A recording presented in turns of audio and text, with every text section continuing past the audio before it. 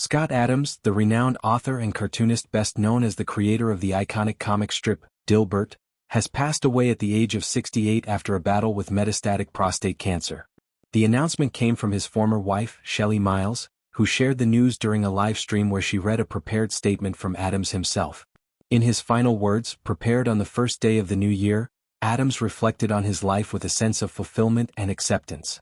He wrote that he had experienced an amazing life and had given it everything he possibly could. These poignant remarks encapsulated a man who had built a massive following through sharp satire, business insights, and later, outspoken commentary on politics and society.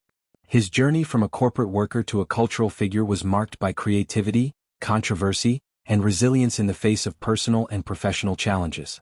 Dilbert first appeared in newspapers in 1989 and quickly became one of the most syndicated comic strips in the world. It ran for decades in thousands of publications across the United States and internationally, resonating deeply with office workers everywhere.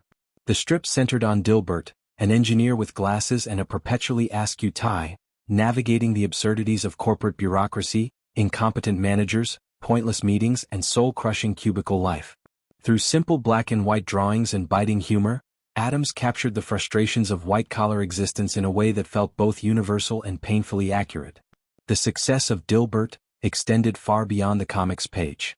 Adams turned his observations into best-selling books, including titles that blended humor with practical advice on navigating workplaces, persuasion techniques, and personal success.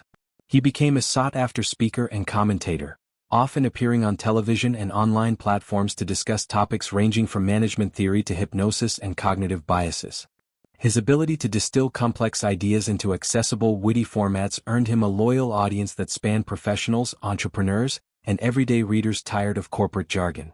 In recent years, Adams had been open about his health struggles. He revealed a diagnosis of aggressive prostate cancer that had metastasized, spreading to other parts of his body. He publicly shared updates on his condition, comparing it to high-profile cases and expressing frustration with his healthcare providers' handling of his treatment.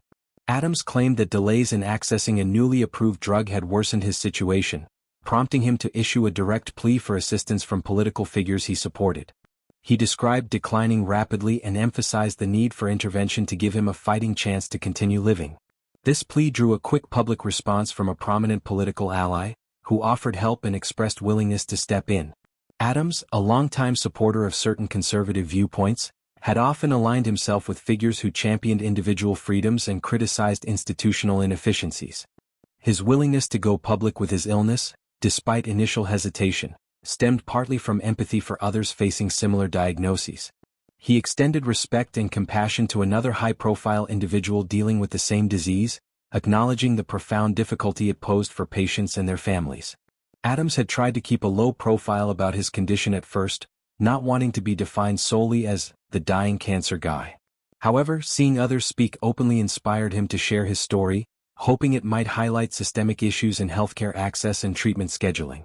Prostate cancer, particularly in its metastatic form, is a devastating illness that affects thousands annually, often progressing quietly until advanced stages. Adams' experience underscored the challenges many face in navigating insurance providers, specialized treatments, and bureaucratic hurdles in the medical system. The comic strip that made him famous faced significant backlash in earlier years. In a live-stream discussion, Adams made comments about racial dynamics that many interpreted as racist, including describing a specific group as a hate group and advising others to distance themselves for safety reasons.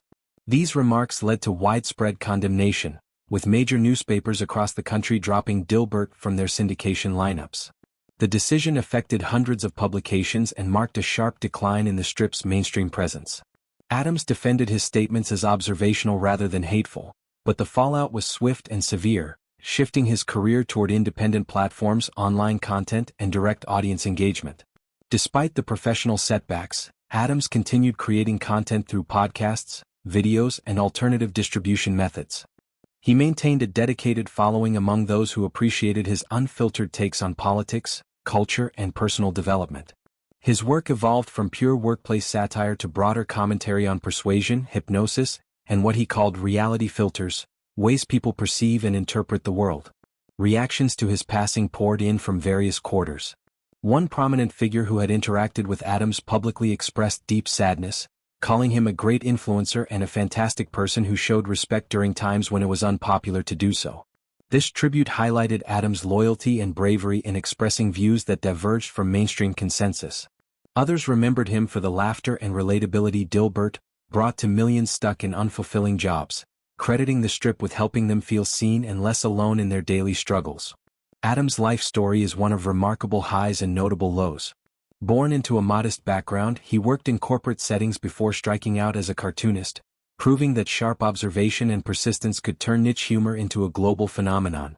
His books sold millions, influencing generations on topics like goal setting and handling difficult people. Yet controversies tested his resilience, forcing him to rebuild audiences outside traditional media.